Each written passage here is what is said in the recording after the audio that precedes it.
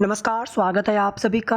Added junior शिक्षक भर्ती में एडिशनल की कॉज लिस्ट में एक और लिस्ट आई है, लिस्ट 2 करके। और इसमें आपके जितने भी आपके मामले में आपकी भर्ती में जितने भी रीट्स हैं सभी को एक बंच में कर दिया गया है। और फिर से कल आप देखेंगे तो अलग अलग बंच में मैटर आपको अलग अलग सीरियल नंबर पर दिखाई दे रहे थे, 3120, 3121 इस तरह से। तो दोबारा से एक लिस्ट और आई है, कॉज लिस्ट की एक लिस्ट और आई है एडिशनल वाली, और उसमें एक ही सीरियल नंबर 3125 के अंतर्गत सभी जो बंच वाले मामले हैं उनको एक साथ रखा गया है।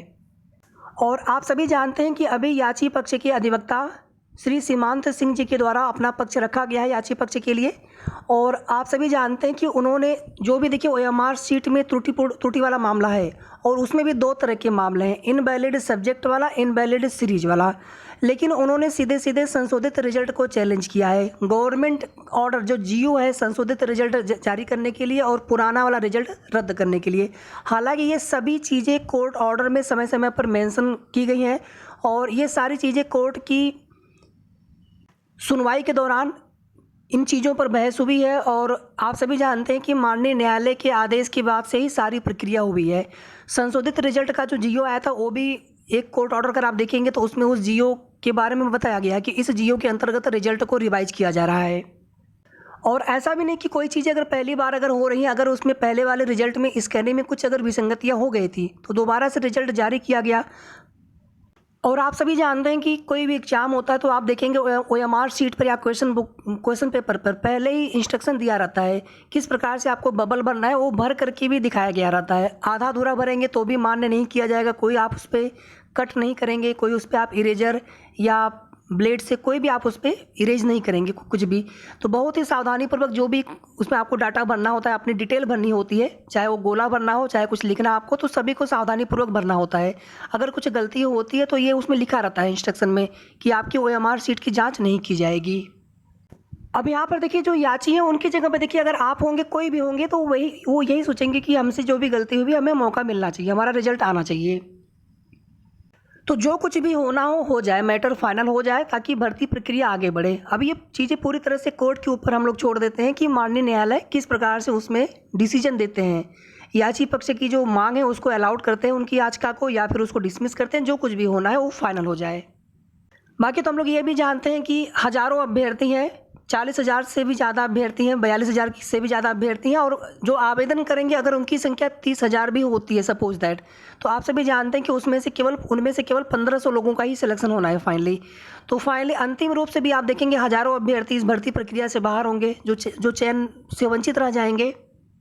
कुछ पुराने कोर्ट ऑर्डर अगर आप देखना चाहें तो आप देख लीजिएगा। जैसे कमेटी बनी थी, पुराना रिजल्ट को रद्द किया जाना था, नया रिजल्ट जारी किया जाना था, नए रिजल्ट को फिर जारी भी किया गया।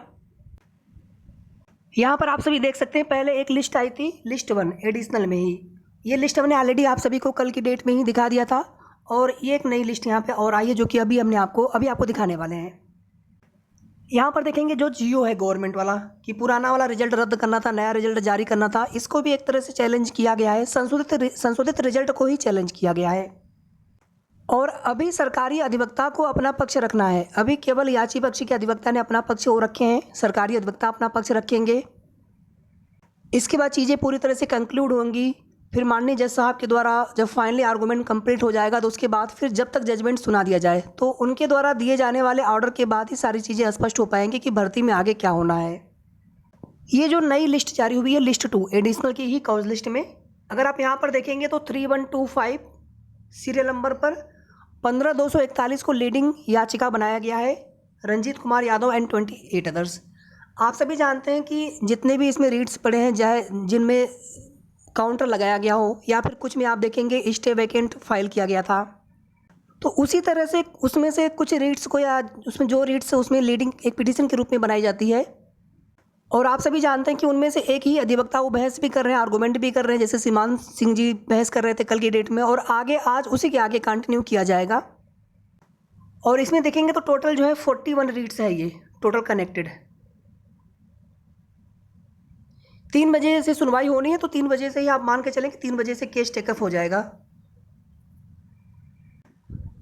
कल जैसे 45 मिनट तक लगभग सुनवाई हुई है, तो आज भी अगर लगभग 1 घंटे तक सुनवाई अगर हो जाती है तो हो सकता है कि आज ही मैटर फाइनल भी हो जाए। और ये लगातार सुनवाई चल रही है, आर्गूमेंट हो रही है, इसीलिए आप देखेंगे कल का कोर्ट ऑर्डर आपको देखने को नहीं मिला। अगर कोर्ट ऑर्डर अगर आता भी तो एक शार्ट कोर्ट ऑर्डर ही आपको देखने को मिलता, केवल नेक्स्ट डेट के साथ में। बाकी जब ये मैटर फाइनल हो जाएगा तो उसके बाद ही अंतिम रूप से आपको कोर्ट ऑर्डर देखने को मिलेगा। और जहाँ तक हमें लग रहा है साथियों का आपको लंबा इंतज़ार नहीं करना होगा। ऑलरेडी भर्ती में बहुत समय लग चुका है, तो ये जब भी सुनवाई आज की डेट में, उम्मीद तो पूरी है, आप सभी अपने अपने इष्ट देव से प्रार्थना करें कि आज मैटर हो जाए फाइनल। तो इसके बाद हमें जहाँ तक लग रहा है हमें कि 2-3 दिन के अंदर अंदर, यानी आपको इसी वीक में जब भी आपको देखने को मिल जाएगा कोर्ट ऑर्डर। एक बार लाइव डिस्प्ले बोर्ड देख लेते हैं। समय अगर आप देखेंगे तो 1:05 हो रहा है। कोर्ट नंबर 36 फ्रेश का मामला यहाँ पर सुना जा रहा है।